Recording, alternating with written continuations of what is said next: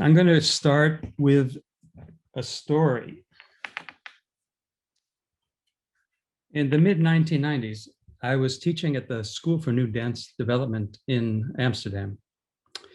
And the school at that time was known for its commitment to something called body-mind centering, a form of somatic training that emphasizes learning about the body systems like anatomy, physiology, developmental systems, and then exploring the systems and this learning experientially. If you don't know anything about somatics, I know there's a wide collection of people here. I'm not sure how many people are familiar with dance, the dance field, so I'm going to be explaining some things like this. In general, somatics is a mode of engaging sensory input through touch or kinesthetic or proprioception as a means of heightening body awareness and achieving greater understanding or knowledge of one's body in relation to others.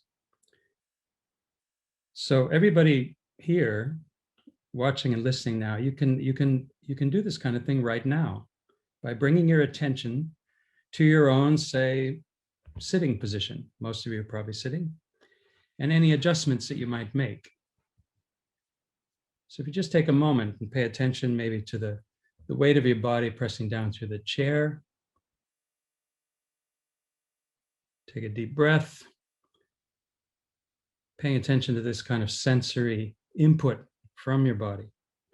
Now, cognitive task models of attention suggest that when you pay attention to your own body in that way, you don't pay as much attention to the sound of my voice or to the meaning of what I'm saying. All of this requires cognitive resources, and according to some theories, they are limited. But there's also research looking into how training attentional skills like this can increase your capacity for paying attention to different things at the same time. Now, I don't know if you noticed, but what I've just done is I've introduced you to a specific form of skillful bodily practice, which has its own particular social history and community.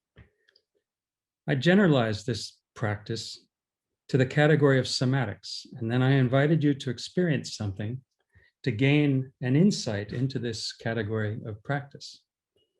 Then I briefly mentioned ongoing scientific research into bodily experience and the implications for acquiring something like a skill in terms of bodily experience.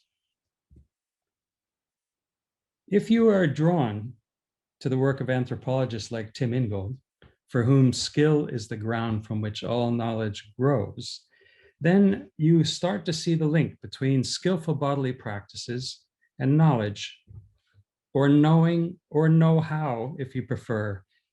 I'm probably going to mix up these terms around ways of knowing quite a bit, but I hope by bringing in Ingold at this point, it helps you to follow this proposal I'm making here tonight about bodily modes of inquiry and making use of dance research.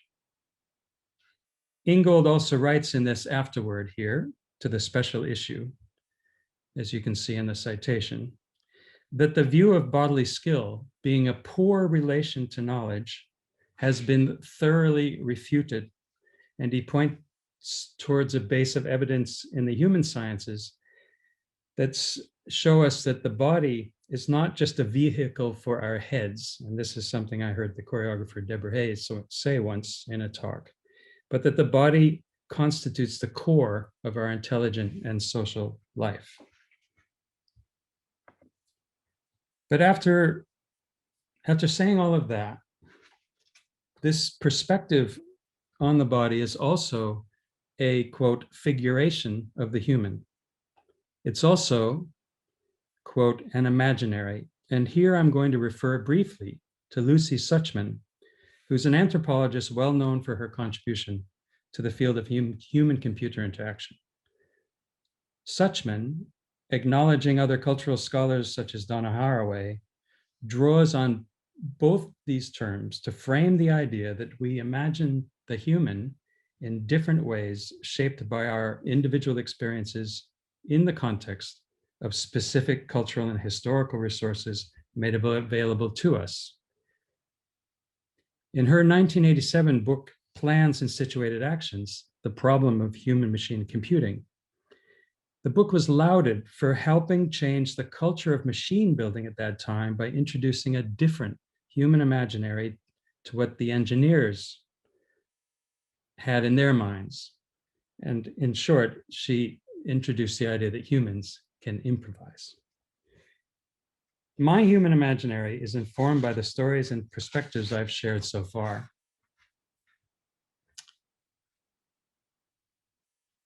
In 1996, we organized the first European Dance and Technology Conference at the School for New Dance Development, the same one I just mentioned. Heidi Gilpin, who had been working as a dramaturg for the American choreographer William Forsythe, based in Germany, she showed an early version of this project called Improvisation Technologies, which was co-developed with the Center for Media Arts in Karlsruhe. The original idea was to create a multimedia training resource for his dance company to receive instructions for movement ideas that he was working on at that time. The video I'm going to show you in a moment is one of 60 small mini lectures, or what was referred to as theory. Here you can see on the screenshot from the CD, of Forsythe describing something called, in this instance, parallel shear. So there's quite a lot to say about this resource, but I just want you to pay attention to this video, and then I'll talk about it for a moment. And this movement you see now, here, like this, yeah, parallel, but folding like this, is called shearing, yeah? And the shear are when two lines that are parallel fold like this and maintain their relationship. And you can maintain, for example, a very common one is relationship between the thighs and the forearms, yeah? And you can maintain a kind of parallelity, yeah, with attraction and repulsion between four different limbs, yeah? Boom. Okay? Okay. So what I'd like to draw your attention to here is how the combination of the animation, you see the lines drawn on top of the movement, his movement itself recorded, and the verbal description, they all combine to make this movement idea quite explicit. It suggests that these kinds of things are going on in the mind of the dancer, who's working with visual imagery, in this case, transformable geometric shapes. So rather than a movement or a shape that's been learned and will be repeated, this movement idea, and in fact, the whole collection of improvisation technologies, supports the ongoing generation of material. Now, when this CD-ROM was published in 1999, it also served as a kind of invitation to the cognitive disciplines interested not only in creativity, but also the role that movement might play in thinking and other attributes. So that interest on the part of cognitive disciplines was in part the basis for the next project I'm going to describe. In this project, I'm going to minimize my windows here. In this project, the initiative came from the London, there we go, from the London-based choreographer Wayne McGregor, who was interested in learning more from cognitive scientists about the connection between movement and cognition, what Wayne was calling physical thinking. And in fact, I think he has a book plan coming out under that title soon. So this project began, I think even in 2001 or 2002, as a series of conversations, which were followed by an invitation to 5 scientists to observe McGregor's company in the early stage of a creation process. And the image you see here was taken in a studio at Sadler's Wells in London. Alan Blackwell is a computer scientist. He's in the foreground. Wayne is up by the mirror there, you see, and the dancers you can see in the mirror. The company worked a lot at that time with imagery exercises, or what they call tasks, some very similar to the Forsythe video you just saw involving geometric shapes. imagined in the mind, as Forsyth was doing. The scientists were invited to develop empirical studies based on their observations of what they saw in the studio, and then they were given time with the company to run experiments. The experiments included cognitive task analysis, sensory motor control experiments, and something called the parsing experiment, looking at movement phrase segmentation. It's important to mention that in this context, the science, in this environment and in these relationships, the science was never really elevated to the position of knowing everything. Indeed, the scientists stated how much they did not understand about what they were observing in the studio, the complexity of the creative process. I'm going to speak briefly now about one particular line of inquiry which came from this initial project and continued for nearly a decade. This project involved the application, hang on a second. There we go. This project involved the application of a theory of mental architecture developed by the cognitive scientist Phil Barnard, called interacting cognitive subsystems. The theory has been used in clinical mental health applications, religious studies, archaeology, human-computer interface design, cinema, and primate studies. You can see the basic models here in the diagram on the left. But I just want to say, despite its rather abstract information processing appearance, this is more than a purely mental architecture, as it includes body state, sensing and emotion, as well as intuition as core parts of the model. And in this system, imagery is not just purely visual, it can also be acoustic and semantic. And since the tasking instructions provided to the dancers, and here you'll see a shot of them working in the studio, involved a complex mix of things for them to imagine and work with, including sounds, sensations, colors, space, objects, and even memories. And ICS, or interacting cognitive subsystems, was seen as a way of enhancing the understanding of this process, the interaction involved in processing these different forms of imagery. And in the context of several workshops, some of them were set up to collect data for analysis, and you'll see one of the papers here cited by John May, first author, is an analysis of that study. Others were set up to apply the ideas in practice in the studio. So other workshops involving just the dancers working, as you can see from, this is a video still from the Experimental Music and Performing Arts Center in Troy, New York. And the dancers are working with an image which is projected on the back wall, which is actually a still image of Olafur Eliasson's The Weather Project, which was at the Tate Modern 2003. So they'll have been given some kind of instruction to work to kind of extract maybe physical properties or shapes or colors, sense, feeling from that image and translate it into movement. Other artists, other dance artists working with imagery outside of Wayne's process were also invited to debate and discuss the application of this theory to practice. One of these was involved in co-writing this last piece here called The Conversation on Choreographic Thinking Tools, and that was the independent dance artist Jill Clark. And eventually, as you can see from this next slide, the choreographic thinking tools were developed into an education resource with a teacher's guide, lesson plans, cards, and a principles poster here you'll see for teachers in schools working with students with little or no previous dance experience. And I'll come back to this kind of resource in a few slides.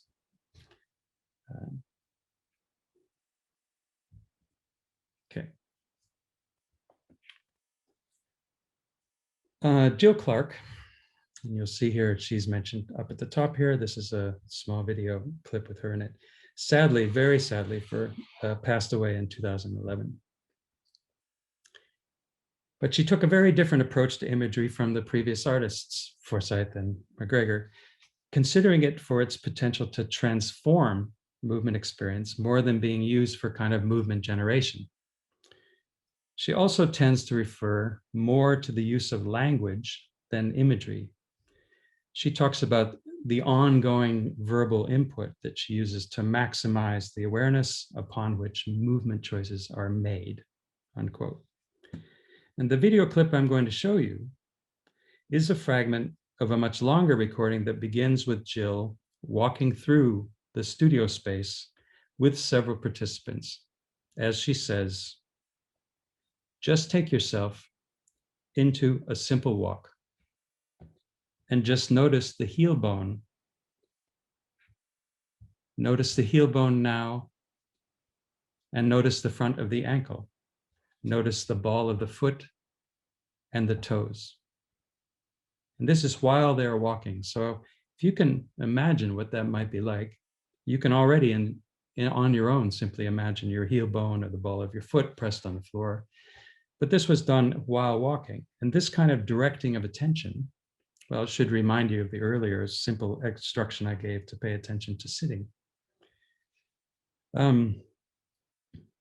is a component of this kind of experience. You can read a bit about her philosophy here, about the workshop being based on the notion of a dancer who's an investigative artist, a researcher, whose creative medium is their own moving, sensing, and thinking self. So at the start of the video section I'm going to show you now, she stands up and she starts by saying, we've spoken about the bridge, we've spoken about the pelvis as a bridge. We've spoken about the pelvis as a bridge, and so all of that support weight from torso comes down through spine, through pelvis, that the pelvis acts as a bridge in this direction. And so then all of that weight of the body is coming down also through a bridge of the ankle. Yeah. And so we've spoken before a little bit, but the heel bone is really large. So the heel bone extends forward even to under the ankle. So if one thinks of the keystones of the bridge being here, then yeah, that has access, that communicates directly through to the heel bone.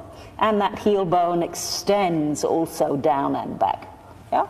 And then in the other direction, this is wanting to be a bridge that distributes the weight forward through the arch and all of those toes and out and forward. Yeah? So what's happening here is that this is the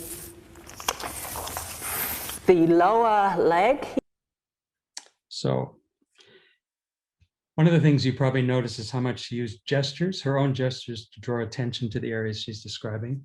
And they will continue then getting some more description, and eventually they'll explore that experientially. This relates to this somatic idea that I mentioned earlier in terms of and body-mind centering, in terms of learning about a certain system, learning about a certain idea, studying the anatomy, the skeletal structure, and then exploring that experientially in the space. Now, this stuff I'm showing you here that's embedded in the slide, it all comes from a resource, which is referenced at the bottom, called Dance Techniques 2010. And Jill is one of 7 dance artists who were included in this research project and the DVD book combination. The content revolves around the skillful teaching practice of each artist who was involved in a kind of extensive interviews and the filming of classes and workshops, which were then edited and included in the DVD, as you've seen here, this fragment. The editors themselves, Ingo and Frederica, they write that the aim of the application is to make knowledge available to dancers, educators, dance academics, students, and other interested parties. Now, this slide here that I'm showing you positions that publication. You'll see the purple one up there at the top, alongside several others.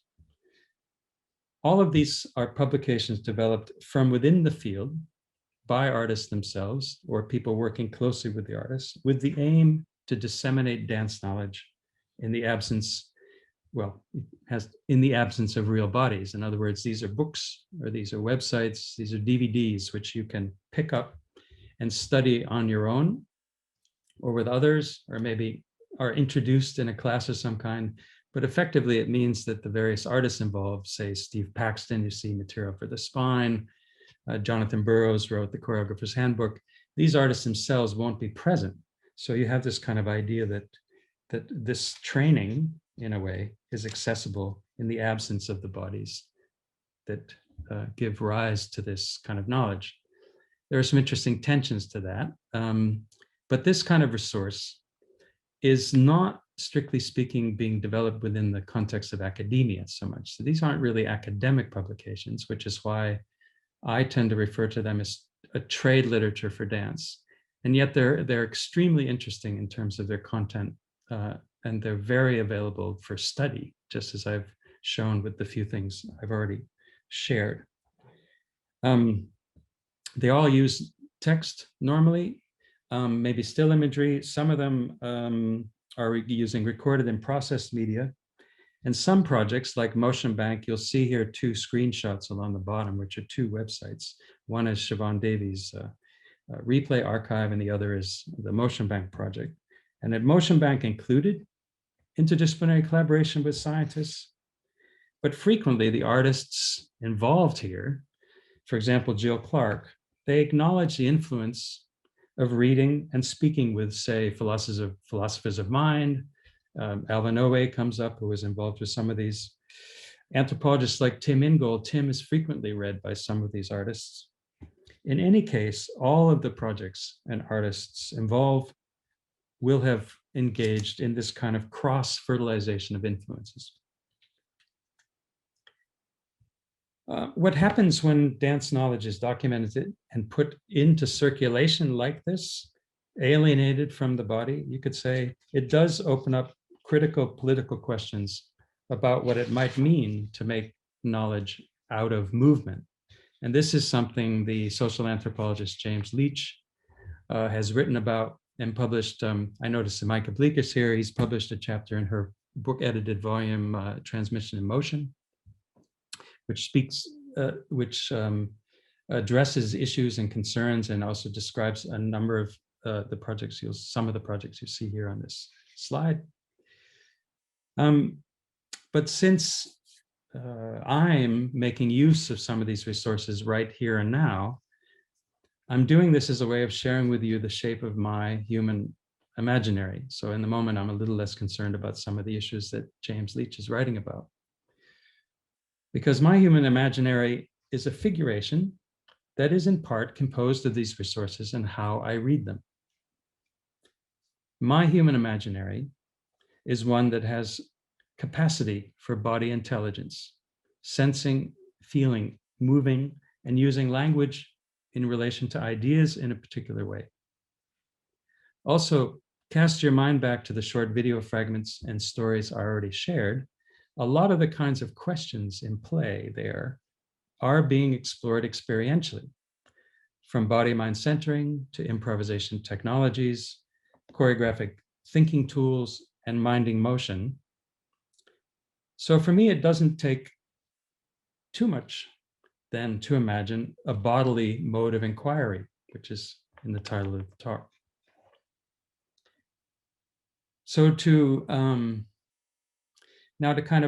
bolster this perspective, and at the same time connect to the base of evidence I mentioned in relation to Tim Ingold, I'm going to briefly, and really rather all too briefly, refer to a few key anthropology projects. And I'm doing this by simply way of reference, because I think there's too much material here to really delve into deeply.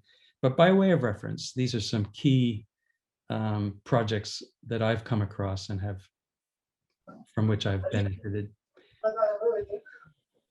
Firstly, I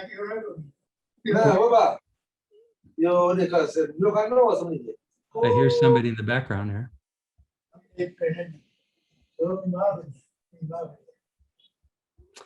Well, okay, I'll keep going. Firstly, the Ways of Knowing conference in 2005, from which the edited collection Ways of Knowing, New Approaches in the Anthropology of Experience and Learning was published in 2007. Mark Harris's introduction stresses that the aim was to investigate knowing as a, quote, practical and continuous activity. So this is knowing as a practical activity with an emphasis on how this is bound up with, entangled with the environment. Many of the contributions to this collection are coming from what is sometimes referred to as an apprenticeship approach to anthropology, which involves the deep learning of a craft skill or practice as an integral part of the ethnographic research. And an example of this can be found in Trevor Martin's 3-year fellowship project to practice and study woodworking in London. And Trevor's research there gave rise to a collection of articles in the Royal Anthropology Institute volume titled Making Knowledge, Explorations of the Indissoluble Relation Between Minds, Bodies, and Environment. In his introduction to the issue, Trevor calls for the recognition of recent convergences between cognitivists, phenomenologists, and practice theorists in their thinking about knowing.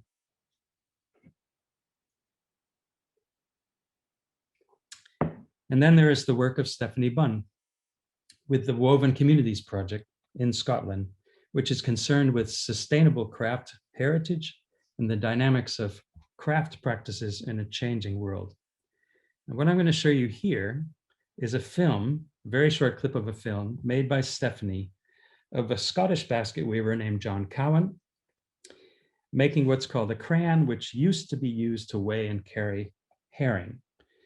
This film, just a fragment from it, but the film was used for a workshop that we were part of to see what the practice of annotation might offer the process of documenting such practices as these. So I'll just play this for a bit. And you see here on the right-hand side, this is kind of a fake, just playing video on top of a screenshot. But you'll see what the annotations look like here correspond to this particular thing.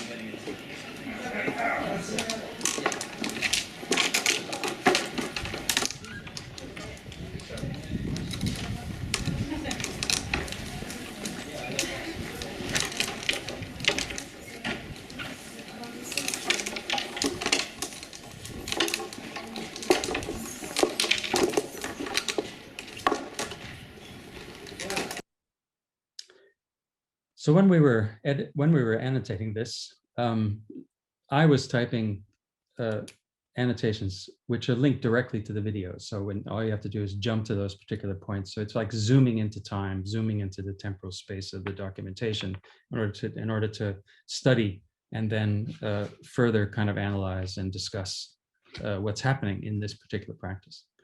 And if you want to ask me later about this annotation system, it's something we've developed at Motion Bank, and I'm happy to talk about it later.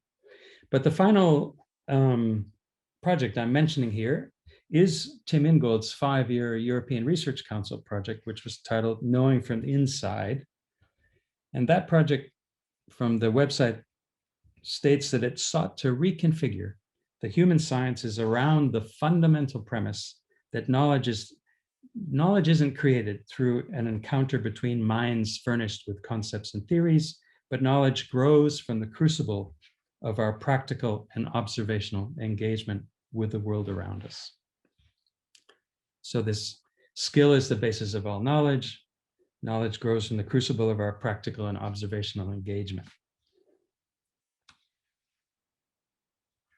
I just want to be clear that no one involved in these projects is likely to be in full agreement about ways of knowing or the precise role the body plays. There are, I'm sure, deep conceptual and methodological cracks running through this community, as they run through most communities. But my view is that the human imaginary involved is similar to and informs the one I've tried to offer from dance, shaped by my experience in the context of the specific cultural and historical resources made available to me, the publications and projects I showed you, as well as now some of the resources from anthropology listed here. So what then for the idea of bodily modes of inquiry and making use of dance research? It seems to me that how one or anyone imagines their body and other bodies to be part of the world of understanding or not, and being able to acknowledge differences that arise here is crucial to advancing any project of mutual understanding. This is not a call for an essential kind of knowing that's rooted in the body. That'd be kind of like the reverse of the body only being a vehicle for our heads. You could say the head's only a point from which the body's hanging or something like that. So it's not this kind of essentialist approach to the body, nor is it necessarily a proposal that humans with bodies should be running the show. And there I'm thinking about our increasingly complex relation to machines. And now I'll return briefly to Lucy Suchman, who in her 2007 next book, or a newer, later book, Human Machine Reconfigurations, which was a follow-up to the previous one, she poses in this book new critical questions about, and I quote, figuring the human in AI and robotics.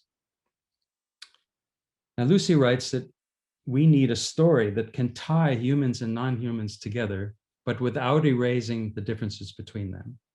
So in a sense, this isn't about proposing humans should run the show or elevating humans to some position of necessarily above non-humans. It's looking to differentiate, not erase the differences between things. And difference is where I would like to end. Since to me, difference suggests a new kind of capacity that can be found in bodily experience. Difference is more in focus now. We all know, I would say that we're aware that difference is more in focus now than ever before in the questions that are arising about social norms, questions about inclusivity and diversity, about inequality and discrimination. And therefore, the final slide of my talk just shows the title for a recently published book, which I've not read in its entirety. What can a book do? What can a body do? By Sarah Hendren, a designer who draws on disability studies to consider social norms and hidden assumptions in our everyday built environment. For Hendren, all those with disabilities are experts who skillfully cope with access on a daily basis in a world not built to fit them. Unfortunately, some of my colleagues at CEDAR are already working on these ideas related to disability and dance, but these are relatively new to me, thinking through this kind of space and in this kind of space. However, the perspective seems to offer really important ways to consider how the entanglement of the biological and the social require us to constantly question or expand the scope of our human imaginary. And here, communities are important. And I'm grateful to be part of the CEDAR community, where a diversity of perspectives is its strength. And I just point you in the direction, for example, every member of CEDAR understands embodiment differently. And you can hear that if you listen to the short podcast that Jonathan Burrows has collected, titled Inventing Embodiment. So I'm wrapping up now. I have a few more things to say. I'm not sure if they're the right kinds of things to say, but I'm going to say that the description of my talk, in the description, I stress a utility of making use of dance research. But what I would say is that we need time and resource for basic research as well, seeking for things that we don't know yet, how they will turn out or what their impact will be. I would say that we do need, as a part of this, to document, study, and engage with more with dance practices, bodily practices, craft practices, perhaps. But engage with them because of their intellectual component, because of this entanglement between motory sensory systems, sensory apparatus, and language, and thinking, conceptual thought. So this kind of connection of things, and by the way, that's a phrase I heard Trevor say in a talk that he gave a few months ago. Under the right conditions, though, I think we have much to offer of an applied nature. So let's say making use comes in play here, particularly to interdisciplinary projects with the human seen to be at the center. And now I'm thinking back to Lucy Suchman's concern about needing a story that can tie humans and non-humans together, because much current computer research often refers to the human-centered developments, human-centered computation, the human at the center of ethical issues with AI. So in that context, I think that we have much to offer. We can both study and create experiences, and we can contribute to other methodological approaches, including analysis. There's much we have to offer when the body is seen to be part of as an essential part of the human imaginary. The body as a sensing, feeling, experiential component to that imaginary. And I think I will close there. Thank you very much. And we can do questions. I'll stop sharing my screen. Thank you, Scott. All right, stop sharing. There we go. That was fabulous. Thank you. There's so much for us to take away and reflect upon. And I'm sure there'll be lots of questions. So this is your chance, everybody, to ask Scott any questions you might have. We've got a couple coming in, I think. There is a question from Tom. Is there a connection between dancing and culture? Does dancing help for people with mental health problems? Oh, is that something you've given consideration to? Oh, sure. Thanks, Tom, for the question. And I'm not as familiar with some of that research. We have colleagues, Emma Meehan in particular at CDER, who's looking into health issues in relation to somatics practice. I know that there's evidence that that dancing is extremely helpful for people with Parkinson's. I would say that in the field of dance therapy, that there has been significant amount of work done in this area. It doesn't happen to be work that I'm intimately familiar with, but I would say that dancing, if the conditions are right and the setup and the people involved are the right people and they know what they're doing, it could certainly help. Right. I should say that we're very happy for any of you to ask your question directly. You don't need to post it into the chat. So if anybody has anything they would like to ask, I think we can unmute you and let you ask directly. I see Catherine has her hand up. Yeah. Hi. Hello there. Thank you very much. I've had this question for a while, and it's regarding, recently there's been significant research in creative cognition, and dance is part of it. However, when it comes to research methodology, we normally use when there is a very strict distinction between experimental designs that only measure specific parameters, and when we talk about the actual practice, dance practice, it's more qualitative, and it doesn't seem to be any kind of dialogue between the two. So what I'm referring to, if we, for example, research something like imagery or associations, associative thinking in improvisation, there are two methodologies. We either ask questions, interviews. So my point is that we never use the practice of improvisation as the experiment.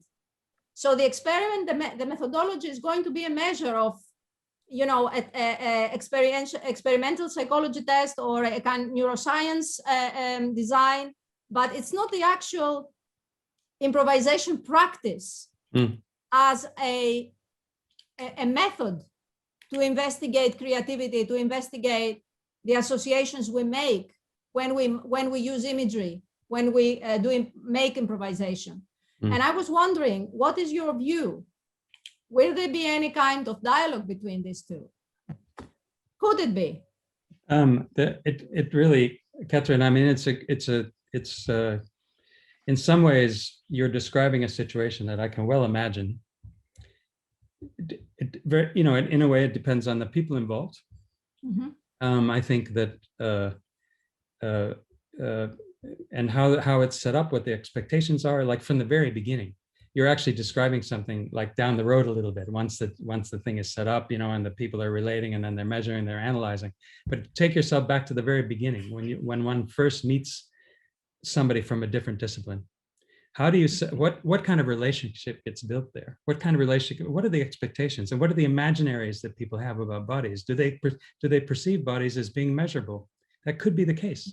But if that's the case, that imaginary is very different from the one that the improviser will have in place. And I think that difference needs to be okay, I got it first. Yeah. Okay, I understand. Yeah, thank you very much. Okay.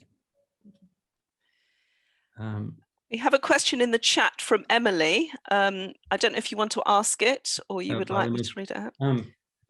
Emily, do you want to ask that, or should I just read it out? You can just read it out. Okay. How do you see bodily modes of inquiry fitting with dance science research? You know, it's a kind of, I think, I mean, there's been, dance science research has you know, decades of development. So if you look at the master's program that Emma runs at Laban or something, so it's been around. There are associations, there are people practicing it. I guess that the bodily modes of inquiry that I'm imagining, you know, probably it would be interesting to find a fit. It would be interesting to engage in conversations with people who've been doing dance science. So they already have kind of established patterns in that space. They've been doing it for a while, they publish papers. It'd be kind of interesting to have a conversation with them about how something like bodily modes of inquiry might shift things or might rub up against the kinds of ideas that they already hold. So this is where I would see bodily modes of inquiry being kind of potentially provocative and interesting to pursue. So in a way, that's how I would see them fitting. It's a kind of provocation in a way, potentially. There's a question from Lynn, or at least a hand up from Lynn. Would you like to ask, Lynn? Yeah, sure. Yeah, hi, Scott. Hi, Lynn. I just wondered, I'm not sure whether you've kind of covered this, but in terms of sort of bodily, you know, modes of knowing, do you feel there's a difference between improvised movement, dance, and choreographed, more structured or semi-structured dance and movement?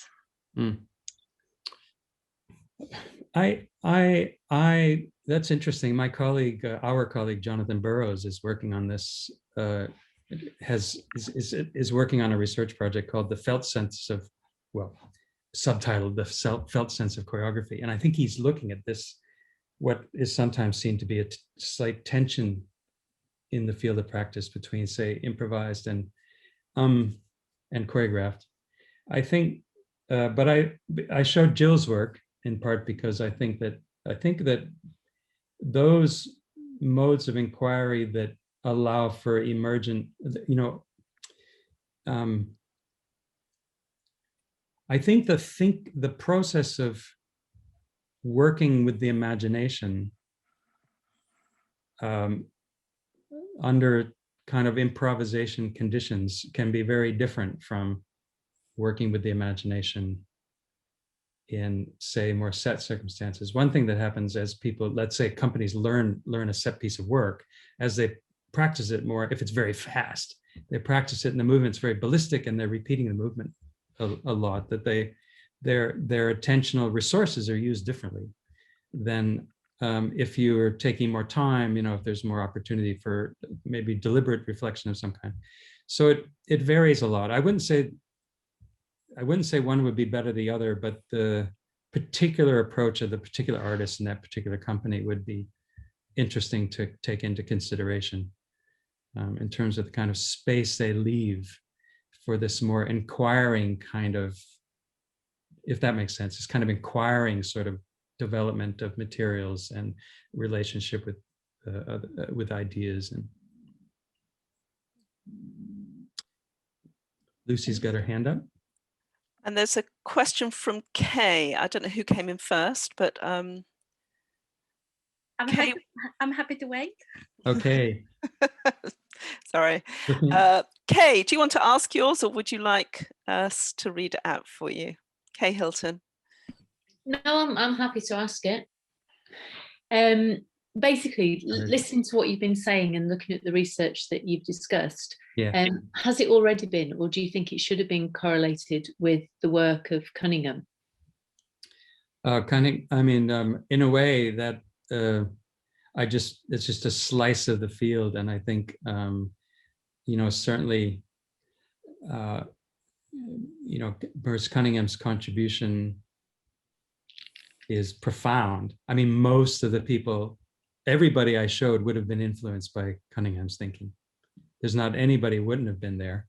I think he was so influential. So I would say that the interesting about influence, and I had this chat with Sue Davies the other day, is that you might be influenced, but you might have disremembered it. So this odd way in which the body has a way of absorbing information. It's one reason we can't create a reference, like a citation space with our body knowledge. We can't reference things like we can in a written text, because we disremember stuff, because we transform it. And yet, it's been an influence of some, because it can be tricky to trace those influences, though, because of that disremembering. Anyway, that's kind of a rambling journey around your proposal here. I like to think about correlating that body of research with as many different practitioner voices as possible, including present, contemporary, and past. I wish I had the resources to spend 3 solid years doing just that. Absolutely. But I think, yes, it should be correlated, sure. Thank you. Lucy. Yes, thank you very much, Scott. Really enjoy your presentation. As currently I am user of Motion Bank, still learning how to use it for my PhD research. But what I would like to ask you, if you can elaborate a little bit on your final thoughts about the highlighting the differences, because my PhD research is with improvisation and technologies. And I'm working with participants who never really engaged with sort of computers before. And it's really interesting relationship and really interesting kind of experience for them to experience what was just happening while they were improvising with technologies. So if you can elaborate a little bit on the differences, because I see that in my practice when I'm asking someone who hasn't been in this kind of environment before, the first thing I do explain about the technology side, but then it's about the body and the responses and the experiences within the environment. Are these people, dance people, that are coming into the environment? Yes. Okay. I may not quite understand the question so much. Is it that they then encounter an unfamiliar technical environment then? Yes, some of them. I think you talked about that it's important to acknowledge the differences between the bodily modes and the human computer, where it's not anymore. It's not that okay. Traditionally it is centered around the body. Yeah. But yeah, is kind of making that highlighting the differences of the computer, but also the body. But then those differences meet in the middle. Yes. I think that the human computer, I've got different things going on in my head about that relationship. I think that the context that you're describing, one of a studio where a small number of people step into that space and they are more or less familiar perhaps with technology, more or less comfortable. In that kind of context, I think it's important to, manage that situation, manage it in a way that allows people to, that manages people's expectations, that manages their sense of discomfort that they have, that allows them to talk about that. If you're capturing people, if you're recording, of course, you need to make sure that there's permission. So the space needs to be a good, safe space for people to get on with making things together. I don't, in a way, when I was thinking about the human, non-human, briefly referenced Lucy Suchman's work, I'm thinking of, almost just these very, very big, very bit larger scale problems or concerns about the organic versus the inorganic, humans, humans, machines, and the space in which a lot of concerns about data is in play. So I'm trying to imagine, it's still working on, I would say I'm still working on what the problems in that space are. But we have a project involving looking at ethics and AI at CDARE, which we're going to try to explore some of those connections. A couple more questions coming in, so maybe we'll just take two more. Scott, can you manage two more? Kathy had her hand up. I don't know if Kathy wants to ask. And then we'll just take the last question in the chat. Sorry, Kathy. Thanks, Sarah. Hello, Scott. Thank you very much. It's very interesting. I'm just curious about the link between, you mentioned that there's been many conversations around embodiment. And I was just wondering what your particular take is on embodiment in relation to the title, Bodily Modes of Inquiry. Well, yes, you should listen to the podcast that John, you can go to the CDARE website. Eventually you have to dig around a little bit, but it's in there. Those are kind of great because all my colleagues have come up with completely different responses. I think Jonathan asked me, to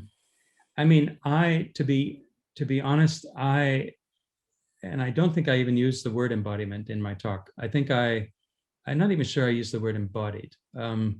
I did say that I'm going to use certain terms sort of rather interchangeably. And I suppose that my response is that I haven't found it particularly useful to get too pinned down on what I think embodiment is or what it can do, particularly that word. I've found it more manageable somehow to stay a little fluid with how it is that we refer to things that we understand through doing them, that we gain experience, from participating, the way in which, say, we take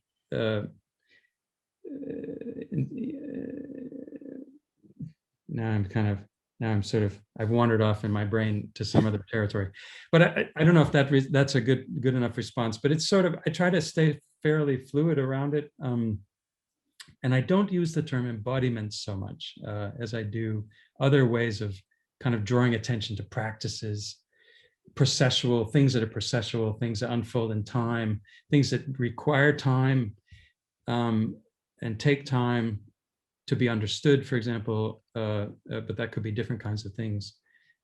So that's, sorry, that's like an escape valve, isn't it? It's a bit like, how do I get away from this question? Sorry, it was quite a selfish question because I'm trying to define my own ideas around embodiment for my PhD thesis. Yes, and it's a huge field. It's just massive, and yeah, I just was interested really, and I quite like this idea of the fluid, because that you know, it is difficult to pin down. Yeah, if you can be engaged in describing, you know, in circumstances which have, that you're describing things that embodiment is obviously part of, as a way of, you know, allowing the reader to kind of infer what your position on embodiment is, rather than telling them your theory about embodiment. But I know what you mean. It's challenging. Yeah. Good luck. Thank you very much. Thank you. Scott, there are a number of questions which seem to be connected in some ways, which are asking you about the computer tools for recording, choreographies, negotiating the line between thinking in scientific technology, informed paradigms, and human experience involved in somatics. I think this could keep you going all night. I don't know if you just want to pick up on one last theme to round off the evening.